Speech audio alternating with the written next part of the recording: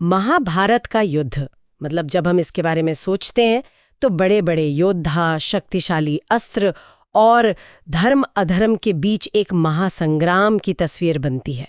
पर क्या हो अगर इस पूरे संग्राम में एक ऐसा योद्धा हो जो अपने सिर्फ एक बाण से कुछ ही पलों में पूरे युद्ध का नतीजा ही बदल सकता था। बिल्कुल। आज हम उसी महान योद्धा वीर बर्बरीक की कहानी की गहराई में उतरेंगे। हमारे पास इस पर कई पारंपरिक कथाएं और लेख हैं और हमारा मकसद इन सब को जोड़कर ये समझना है कि ये कहानी सिर्फ शक्ति की नहीं बल्कि त्याग, वचन और सच्ची भक्ति की क्यों है। सही कहा।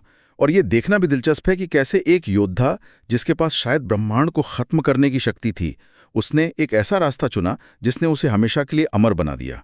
ये कहानी शक्ति के प्रदर्शन से कहीं ज्यादा शक्ति के सही अर्थ की है। तो चलिए शुरू से शुरू करते हैं।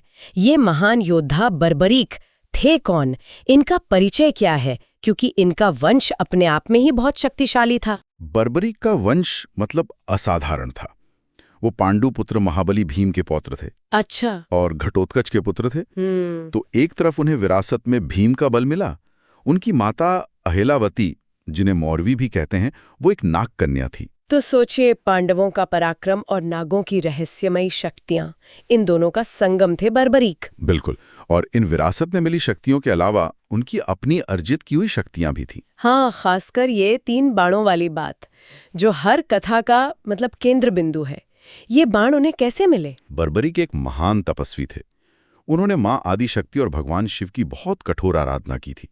उनकी अटूट भक्ति से प्रसन्न होकर ही भगवान शिव ने उन्हें वो 3 अमोघ बाण दिए थे। अमोघ यानी जो कभी चूक न सके। हाँ, और साथ ही अग्निदेव ने उन्हें एक दिव्य धनुष दिया था जो उन्हें तीनों लोकों में विजय बनाने में समर्थ था। इन बाणों की शक्ति किस तरह की थी?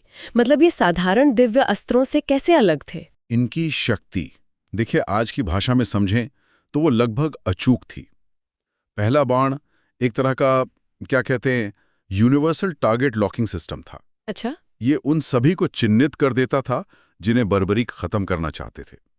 दूसरा बाण एक एग्जीक्यूट कमांड जैसा था जो उन सभी चिन्हित लक्ष्यों को एक साथ नष्ट कर देता। युद्ध खत्म करने के लिए तो उन्हें सिर्फ इन 2 बाणों की ही जरूरत थी। और तीसरा बाण? तीसरा बाण तो समझिए एक कॉस्मिक रीसेट बटन की तरह था जिसके इस्तेमाल की नौबत ही नहीं आनी थी। यानी पलक झपकते ही पूरी शत्रु सेना का विनाश तय था। तो जब महाभारत का युद्ध निश्चित हुआ, एक ऐसी अजय शक्ति कुरुक्षेत्र की ओर बढ़ रही थी जो पूरे युद्ध का समीकरण बदल सकती थी। हाँ, जब बर्बरीक को अपने दादा पांडवों और कौरवों के बीच होने वाले युद्ध का पता चला तो उन्होंने भी इसमें शामिल होने की इच्छा जताई।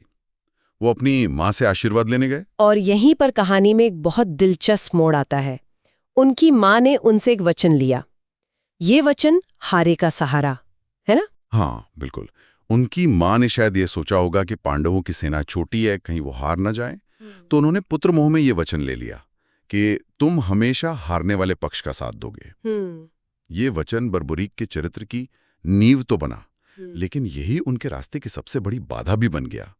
ये भक्ति और कर्तव्य के बीच एक बहुत बड़ी परीक्षा थी। तो वचन देकर वे अपने नीले घोड़े पर सवार हुए और अपने 3 अमोघ बाण और दिव्य धनुष के साथ कुरुक्षेत्र की ओर चल पड़े। लेकिन रास्ते में उनका सामना उस व्यक्ति से होने वाला था जो स्वयं नियति को लिखते थे, भगवान श्री कृष्ण। वो जानते थे कि बर्बरीक की शक्ति क्या है और उनका वचन क्या है, और वो ये भी जानते थे कि अगर बर्बरीक युद्ध में शामिल हो गए तो परिणाम क्या होगा। तो जब श्री कृष्ण ने बर्बरीक को रोका तो उन्होंने एक ब्राह्मण का भेष धरा था। हाँ, एक ब्राह्मण का भेष धरकर वो बर्बरीक के रास्ते में आ गए और उन्होंने सीधे सीधे बर्बरीक को रोका नहीं, बल्कि उनकी परीक्षा लेने की सोची। मजाक उड़ाते हुए कहा कि तुम सिर्फ 3 बाणों से इतना बड़ा युद्ध लड़ने चले हो। एक ब्राह्मण द्वारा इस तरह चुनौती दिए जाने पर बर्बरीक जैसी शक्तिशाली शख्सियत की क्या प्रतिक्रिया रही होगी? उन्होंने इसे एक अवसर समझा। बर्बरीक ने बड़े शांत भाव से उत्तर दिया कि उनका तो एक ही बाण पूरी शत्रु सेना को समाप्त करने के लिए काफी है। इस पर ब्राह्मण रूपी श्री कृष्ण ने उन्हें चुनौती दी कि पास के इस पीपल के पेड़ के सारे पत्ते एक ही बाण से भेद कर दिखाओ। बिल्कुल। और यहीं पर श्री कृष्ण ने उनकी शक्ति को परखने के लिए अपनी एक लीला रची। जैसे ही बर्बरीक ने बाण चलाने की तैयारी की, श्री कृष्ण ने चुपके से एक पत्ता अपने पैर के नीचे छिपा लिया। बर्बरीक ने ईश्वर का स्मरण किया और बाण चलाया। और फिर उस एक बाण ने पेड़ के एक एक पत्ते को भेद दिया और फिर वो बाण सीधे श्री कृष्ण के पैर के पास आकर रुक गया। अच्छा, तब बर्बरीक ने कहा, हे ब्राह्मण, अपना पैर हटा लीजिए, क्योंकि मैंने बाण को पत्ते भेदने की आज्ञा दी है, आपके चरण भेदने की नहीं। इस एक क्षण में श्री कृष्ण समझ गए कि ये शक्ति सिर्फ अमोघ नहीं है, ये सचेत भी है। इसे कोई धोखा नहीं दिया जा सकता। बिल्कुल। श्री कृष्ण ने बर्बरीक की शक्ति को तो पहचान लिया, पर साथ ही उनके सामने वो धर्म संकट भी एकदम स्पष्ट हो गया। वो जानते थे कि कौरवों की हार निश्चित है, और जैसे ही कौरव हारने लगते, बर्बरीक अपने वचन के कारण उनका साथ देने पहुंच जाते और पांडवों का विनाश कर देते। और फिर जैसे ही पांडव हारने लगते, बर्बरीक फिर उनकी तरफ आ जाते। ये युद्ध, ये तो कभी खत्म ही नहीं होता। धर्म की स्थापना का उद्देश्य ही विफल हो जाता। तो ये तो एक ऐसा डेडलॉक बन गया था जिसे कोई अस्त्र नहीं, सिर्फ बुद्धि और कूटनीति ही तोड़ सकती थी। और जब बात कूटनीति की हो, तो श्री कृष्ण से बेहतर कौन हो सकता था? तो श्री कृष्ण ने वही किया।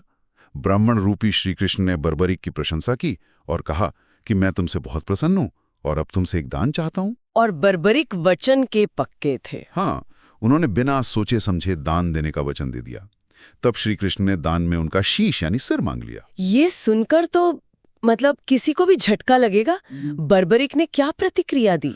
वो क्षण भर के लिए चौंक जरूर गए, पर वो मूर्ख नहीं थे। वो तुरंत समझ गए कि कोई साधारण ब्राह्मण ऐसा दान नहीं मांग सकता। उन्होंने हाथ जोड़कर प्रार्थना की, हे ब्राह्मण, आप अपने वास्तविक स्वरूप में आइए। और तब श्री कृष्ण ने अपना विराट रूप दिखाया। हाँ, और बर्बरीक उन्हें देखकर धन्य हो गए। उनके मन में कोई संदेह नहीं रहा। लेकिन श्रीकृष्ण ने इस कठोर मांग का कारण क्या बताया? ये बहुत जरूरी सवाल है। देखिए, यहाँ श्रीकृष्ण की कूटनीति देखिए। उन्होंने समझाया कि युद्ध शुरू होने से पहले युद्ध भूमि की पूजा के लिए तीनों लोकों के सर्वश्रेष्ठ क्षत्रिय के शीश की आहुति की आवश्यकता है। और उन्होंने बर्बरीक को सर्वश्रेष्ठ वीर की उपाधि दी। बिल्कुल। तो उन्होंने सिर्फ उनका शीश नहीं मांगा, बल्कि उनके वचन का मान भी रख लिया। उन्होंने बर्बरीक को युद्ध से हटाया भी और इतिहास के सबसे बड़े दानी के रूप में अमर भी कर दिया। ये सिर्फ एक मांग नहीं थी, ये एक योद्धा को सम्मान के साथ उसके धर्म संकट से मुक्त करने का तरीका था।